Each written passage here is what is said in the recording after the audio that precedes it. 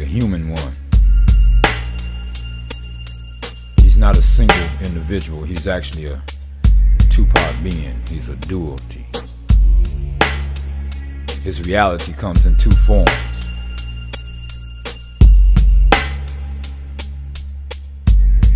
He's not just natural, but he's spirit. He has one that's in one, and the two are one.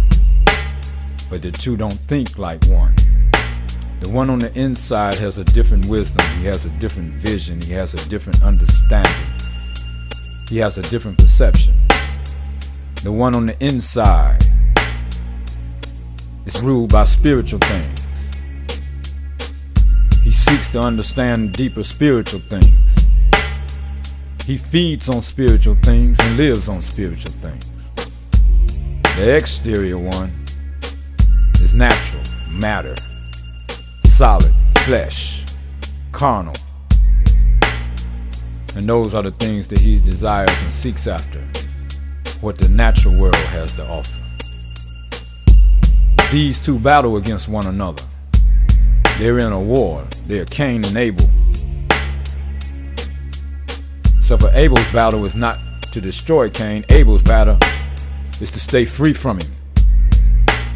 Yet he is his brother. He lives with him. But if he follows him, if he lets him lead him off into the natural carnal things, he will die.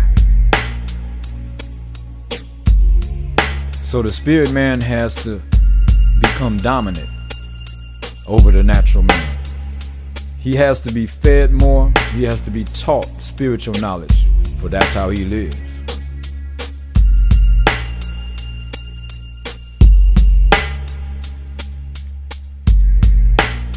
Most people are not aware of the number 2 man.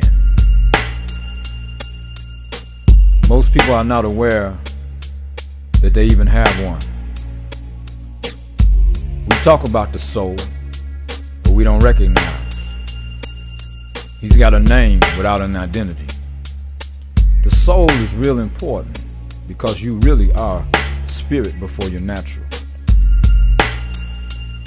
Your first life is soul. Your second life is flesh, natural. The natural part of you is really a house that you live in to keep you in this natural physical dimension. But it's become corrupted by evil. And now its nature has been changed from good to evil, because it has an influence of evil that lurks within it. It's the natural nature instinct of the natural fleshly carnal man. And that nature has to be destroyed. It has to be broken like a curse. It has to be cut and severed like an umbilical cord to keep you from being pulled into things that destroy you. So you're being seduced by your own flesh. You're being led by your own destruction. And your appetites are for things that destroy you, not increase you. So you have to become aware.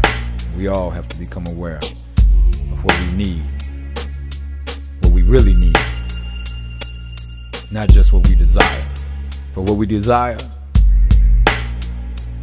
can actually kill us. We're spiritually suicidal. We're spiritually destructive. We're spiritually lost. So Jesus, the last Adam, came to demonstrate, came to recreate this thing called man. He came to show us the real path. He came and died as an example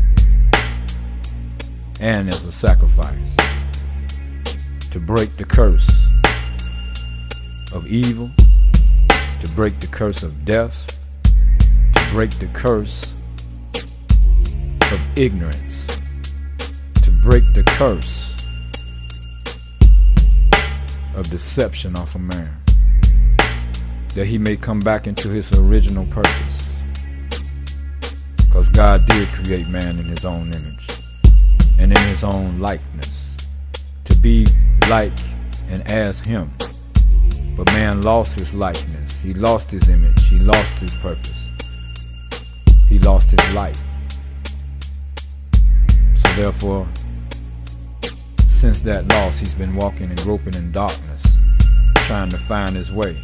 And he's been following other blind people. And the blind leading the blind, all fall in the ditch. But there's one that came, there's one that died, and there's one that lives now, even as we speak. And this one is not in darkness. Matter of fact, he's so not in darkness. One of his names is the light. For he is light. And he is truth. Not religion. Not man's opinion. Not any denomination or any sect. He's one on his own. Son of God. And he's both natural and spiritual at the same time. He's put man back into his original position. Now, therefore, to be saved means to be saved from what you have been. To be saved from yourself. Because you are your destruction. There's evil powers and evil forces and evil things that exist in this world. But those evils cannot have dominion over you if you were in your rightful position. If you were in your rightful born again place. Those that have been born of earth are of earth, think of earth, behave of earth, and understand of earth. But those that have been born from above, and above don't mean in the sky, it means in another heavenly spiritual dimension. For the word heaven means another realm. The third heaven ain't the third sky, it's the third spiritual realm, or the third spiritual dimension. It's a higher level where even your conscience goes up, till your perception goes up, till your understanding goes up. Therefore your comprehension goes up, and you start to know, not just guess, think, or just believe. Because belief ain't enough, you got to know the truth. So knowledge of the truth, knowing the truth, comes from him that teaches truth, which is spirit. The natural man is blind. He shall never regain sight. That's why you got to be transformed into that which is spirit, so that the veil that's over your understanding that's of the natural man can be taken off, and you can say, where I was blind, now I see. If we follow society's principles and society's systems and society's teachings, we will become like society. And society don't have the truth. But there is a spirit that's sent from God, that if he teaches you and he leads you and he guides you, and you have communion, common union, fellowship with him, you shall know things that you hadn't known. Maybe even do things that you hadn't done. See things that you hadn't seen, and hear things that you hadn't heard.